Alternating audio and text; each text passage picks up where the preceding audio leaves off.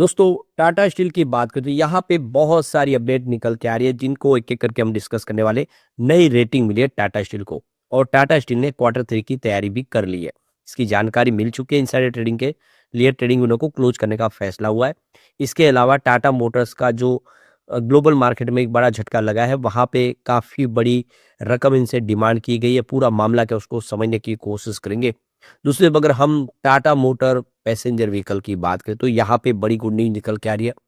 Brokerage house ने अपनी report जारी की है और ब्रोकेज हाउस इस समय बहुत ज़्यादा बुलिश है, जबकि शेयर पिछले दिनों काफ़ी करेक्ट हुआ, फिर से बाउंस बैक की तरफ बढ़ता हुआ दिखाई दे रहा है।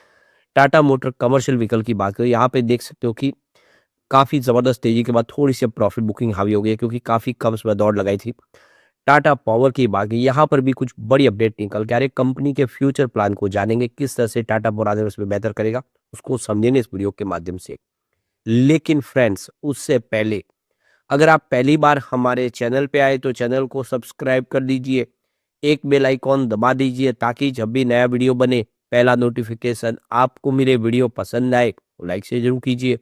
चलो फ्रेंड्स, वीडियो स्टार्ट करते हैं। मैं हूँ आपका दोस्त एसपी दवे और हमारे अपने चैनल ऑनलाइन कमाई में आपका बहुत बहुत स्वागत।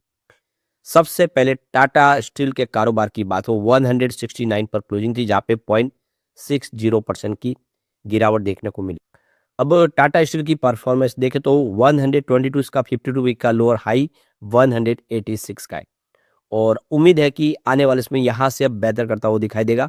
जल्द ही यहाँ पे पॉजिटिव माहौल बनता हुआ दिखाई दे सकता है। मार्केट कैप इसका 2.11 लाख करोड़ के आसपास है, जबकि पी रेशियो 30.95 का है और 2.13% का डिविडेंड पे आउट करती है कंपनी।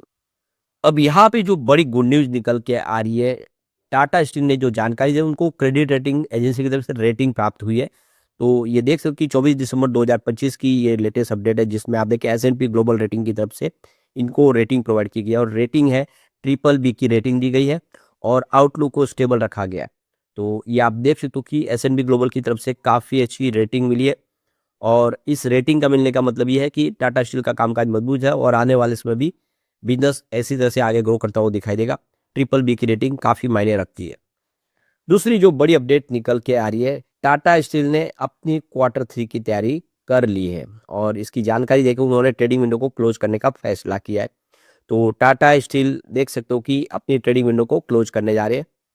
तो यहाँ पे ट्रेडिंग विंडो 25 दिसंबर 2025 से क्लोज हो चुकी है। तो कंपनी ने अपने क्वार्टर 3 की तैयारी कर लिया और रिजल्ट उनके सामने है और इसी वजह से ट्रेडिंग विंडो को क्लोज करना ज़रूरी है, क्योंकि सेबी का रूल्स है।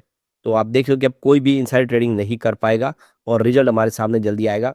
ये ट्रेडिंग विंडो तभी खुलेगी जब कंपनी अपना क्वार्टर 3 का रिजल्ट डिक्लेयर कर देगी।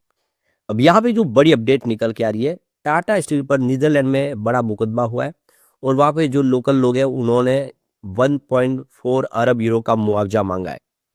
तो ये देख सकते हो कि नीदरलैंड में टाटा स्टील की 2 डच सब्सिडीज कंपनी पर जो आरोप लगाए, स्थानीय लोगों ने लगाया कि उनकी जो हेल्थ से नुकसान हुआ है और कंपनी पर इसके लिए 1.4 अरब यूरो का केस दायर किया है, क्योंकि टाटा स्टील के जो प्लांट की वजह से पोल्यूशन हुआ है और उस पोल्यूशन की वजह से उनकी स्वास्थ्य पे गलत असर पड़ा है। लेकिन टाटा स्टील ने सारे आरोपों को खारिज कर दिया है और उनका कहना है कि जो भी कानूनी प्रक्रिया होगी हम उसका सामना करेंगे। हमें ये आरोप मंजूर नहीं, हमारी वजह से किसी की हेल्थ पे कोई भी गलत प्रभाव नहीं पड़ा है। हम सारे प्रिकॉशन लेते हैं, हम पोल्यूशन नहीं फैलाते। ये टाटा स्टील का कहना है। तो ये देख सकते हो कि टाटा स्टील के ऊपर नीदरलैंड के जो वेल्सन इलाके में लोगों ने टाटा स्टील के खिलाफ बड़ा कदम उठाया और उन्होंने अदालत का दरवाजा खटखटाया और 1.4 अरब यूरो यानी लगभग 14,810 करोड़ रुपए की मुआवजे की डिमांड की है।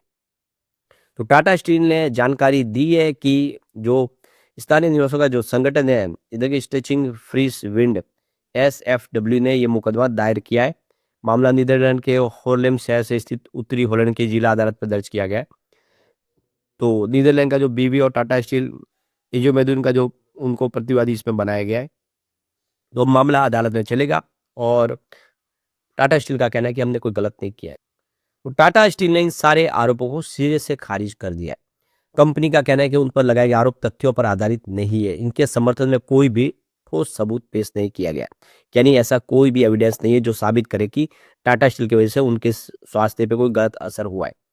तो ये कह रहे हैं कंपनी का है कि ये सिर्फ दावे किए गए हैं, अनुमान और धारणाओं पर आधारित है, इसलिए ये केस बनता ही नहीं है। तो सबसे बड़ी बात है कि यहाँ पे अब उनको साबित करना होगा कि यहाँ पे टाटा स्टील की वजह से उनका स्वास्थ्य खराब हुआ है, तो बाद में अदालत उसके ऊपर कोई फैसला करेगी।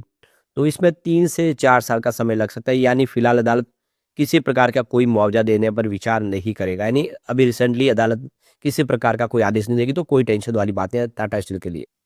वैसे टाटा स्टील की तरफ से भी कहा गया है कि हम जो डॉक्यूमेंट उन्होंने पेश किया उसको हम अध्ययन कर रहे हैं, और जल्दी ही हम जो प्रोफेशनल्स हैं उनकी सलाह भी ले रहे हैं, ताकि कंपनी जो दावे कर रही है उस पे संभावित असर का आकलन भी कर रही है, और पर्यावरण को लेकर हम सजग हैं, हमारी वजह से कोई पॉल्यूशन ना हो इसका हम पूरा ध्यान रखते हैं। तो इसीलिए आने वाले समय टाटा स्टील उसमें से ईज़िली बाहर निकल पाएगा, ऐसा लग रहा है। अब हम टाटा मोटर पैसेंजर व्हीकल की बात करें, 360 पर क्लोजिंग थी, जहाँ पे 0.24% की तेज़ी देखने को मिली। तो ये आप देखो 337 का लो बना के स्टॉक ने फिर से बाउंस बैक दे दिया है, और आगे के बढ़ता हुआ दिखाई देगा, क्योंकि 419 का इसने पहले हाई बनाया हुआ है, और उम्मीद है कि इस बार काफ़ी बेहतर कर सकता है। टाटा मोटर कमर्शियल व्हीकल की बात की, यहाँ पे 408 पर क्लोजिंग थी, जहाँ पे 0.02% की गिरावट थी, यानी या कह सकते हैं फ्लैट क्लोजिंग थी। तो ये स्टॉक भी काफ़ी अच्छा दौड़ा, अब थोड़ी प्रॉफिट बुकिंग हो रही है, लेकिन ये प्रॉफिट बुकिंग थमती हुई दिखाई दे रही है। यहाँ पे फिर से खरीदारी की संभावना बन जाएगी, लेकिन इस डीमर्जर के बाद लोगों को फायदा हो, दोनों शेयरों की प्राइस काफ़ी बढ़ी है। अब यहाँ पे देखो टाटा मोटर पैसेंजर व्हीकल के बिजनेस को लेकर कुणाल परार, जो यहाँ पे देखो रिसर्च टेक्निकल एनालिस्ट है चॉइस इक्विटी ब्रोकिंग के, उनका कहना है कि टाटा मोटर पैसेंजर व्हीकल का जो बिजनेस है, वहाँ पे अब एक पॉजिटिव सिग्नल दिखाई दे रहे हैं, रिकवरी शुरू हो चुकी है, क्योंकि ऑलरेडी बॉटम बना है 340 का, और वहाँ से बाउंस बैक मिल चुका है। अब यहाँ से ये बेहतर करता हुआ दिखाई देगा स्टॉक। तो यहाँ पे देखिए परार का कहना है कि टाटा मोटर पैसेंजर व्हीकल के जो शेयर की रेस्पॉन्स बहुत अच्छा है, शेयरों की जो बुकिंग है वो 70,000 यूनिट की हो चुकी है, यानी शुरुआत में ही यहाँ पे कंपनी छाने को तैयार है, बिल्कुल शेयर का जो मॉडल है उसको लोग हाथों हाथ ले रहे हैं। ऐसे में आने वाले समय इनकी डिमांड और बढ़ती हुई दिखाई देगी। कंपनी का ईवी मार्केट में कब्जा है, 45 से 50% का मार्केट शेयर अकेला टाटा मोटर के पास है, और कंपनी आने वाले इसमें आप देखिए 16,000 से 18,000 करोड़ रुपीज़ का और कैपेक्स बढ़ाने जाने फाइनेंस 2030 तक, यानी मार्केट शेयर ऐसे भी आगे भी बना रहेगा, और कंपनी लगातार अपना बिजनेस बढ़ा रही है, ईवी चार्जिंग पॉइंट 10 लाख तक लगा चुकी है। तो ये सारी बातें साबित कर रही है कि आने वाला जो समय टाटा मोटर पैसेंजर व्हीकल के लिए काफ़ी बेहतर होगा। और कमर्शियल व्हीकल बिजनेस की तो बात करें तो यहाँ पे आप देख ही सकते हो लगातार सभी ब्रोकरेज हाउस बुलिश है। कंपनी ग्लोबल मार्केट में अब इवेको के अधिग्रहण के बाद अपना बिजनेस और तेजी से बढ़ाएगी, यानी टाटा मोटर के दोनों ही शेयर आने वाले समय में कमाल कर सकते हैं। अब एक जो और बड़ी गुंडी निकलती है, मारुति सुजुकी का जो कब्जा था एसयूवी सेगमेंट में वो धीरे-धीरे कम हो रहा है। अब टाटा मोटर और हुंडई उसको जबरदस्त टक्कर दे रहे हैं। मार्केट शेयर कम हो रहा है। देख सकते हो कि जो लगातार पिछले कई सालों से मारुति सुजुकी का कब्जा था, अब वहाँ पे टाटा मोटर भी अपनी तेजी बढ़ानी शुरू कर चुके हैं। तो ये देखिए टॉप 10 में 2021 की लिस्ट में अगर देखें तो 8 मॉडल थे मारुति सुजुकी के, जो कट के 6 पे आ गए, यानी दूसरी कंपनियों का मार्केट शेयर बढ़ने लगा। तो यहाँ पे अगर टॉप 10 लिस्ट में टाटा मोटर के 2 मॉडल की यहाँ पे एंट्री हो चुकी है। आप देख सकते हो कि यहाँ पे ये आने वाले समय 2024 तक ये लिस्ट में शामिल है, और ये बदलाव तब आया है जब टाटा मोटर ने मिनी एसयूवी पंच को लॉन्च किया, और उसने मारुति सुजुकी के 4 दशकों के बादशाह को खत्म कर दिया। पंच सालाना बिक्री की लिस्ट में पहले पायदान पे पहुंचने वाली ऐसी कार थी जो मारुति सुजुकी की नहीं थी। ये स्थिति 2025 में जारी रही और आगे भी जारी रहेगी। तो लगातार जो नए मॉडल लॉन्च किए जा रहे हैं वो बाजार में काफ़ी शानदार पॉपुलर हो रहे हैं। तो आने वाले इसमें टाटा मोटर पैसेंजर व्हीकल का बिजनेस भी और बेहतर करता हुआ दिखाई देगा। अब टाटा पावर कंपनी की बात करें तो 379 पर क्लोजिंग थी, जहाँ पे 0.079% की गिरावट थी। आज बाजार में थोड़ी सी नरमी थी, उसका असर देखने को। टाटा पावर के बिजनेस की बात को, कंपनी ट्रांसमिशन डिस्ट्रीब्यूशन का बिजनेस करती है, जिसमें कंपनी आप देख सकते हो कि मुंबई, दिल्ली, उड़ीसा और अजमेर क्षेत्र में बिजली सप्लाई करती है, और काफ़ी मजबूत इसका बिजनेस है। इसके अलावा पावर जनरेशन का बिजनेस है। कंपनी का डाइवर्सिफाइड पोर्टफोलियो, जिसमें कंपनी थर्मल पावर प्लांट और रिन्यूएबल एनर्जी के प्रोजेक्ट काफ़ी करती है, जिसमें देखो कि सोलर, विंड और हाइड्रो प्रोजेक्ट भी कंपनी के हैं, और कंपनी तेजी से बिजनेस अपना बढ़ा रही है। इसके अलावा अगर आप देखें तो कल कंपनी सोलर ईपीसी और रूफटॉप सॉल्यूशन भी प्रोवाइड करती है। आप देख सकते हो कि सोलर प्रोजेक्ट इस समय हर तरह के सोलर सेल से लेके सब कंपनी कर रही है, और अब प्रधानमंत्री आवास वो जो प्रधानमंत्री मुफ्त बिजली योजना के तहत रूफटॉप सॉल्यूशन प्रोवाइड भी करी, हर रूफटॉप पे सोलर लगा रही है कंपनी। उसका बिजनेस बहुत अच्छा है, मार्केट लीडर है कंपनी उसमें। इसके अलावा ईवी चार्जिंग इंफ्रास्ट्रक्चर बिछा रही है कंपनी, लगातार इंडिया के हर कोने में, हर हाईवेज पे कंपनी ईवी चार्जिंग लगा रही है, यानी कंपनी का पोर्टफोलियो बहुत मजबूत। कंपनी आने वाले 2030 तक बहुत सारा खर्च करने वाली, करीब 1.25 ट्रिलियन रुपीस का खर्च करेगी, यानी $15 बिलियन के आसपास का निवेश 2030 तक करने वाली कंपनी अपने क्लीन एनर्जी का पोर्टफोलियो 65% तक बढ़ाएगी। तो ये देख सकते हो कि जो कैपेसिटी है इस समय रिन्यूएबल एनर्जी की, वो यहाँ पे बढ़ती हुई दिखाई देगी। जो पावर जनरेशन कैपेसिटी 30 गीगावाट तक लेके जाने का प्लान है, जिसमें आप देखें कि यहाँ पे 20 गीगावाट का रिन्यूएबल एनर्जी का प्रोजेक्ट होगा।